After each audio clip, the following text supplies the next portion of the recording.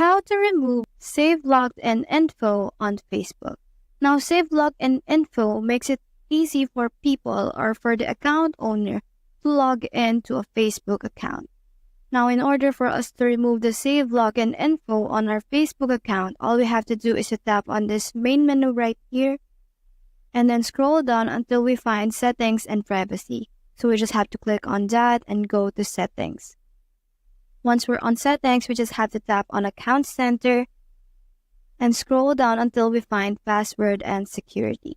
We just have to click on that and click on save logged in. We just have to pick our Facebook account and we are getting redirected to the browser.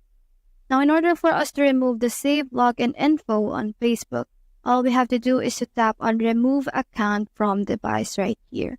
So we just have to click on that.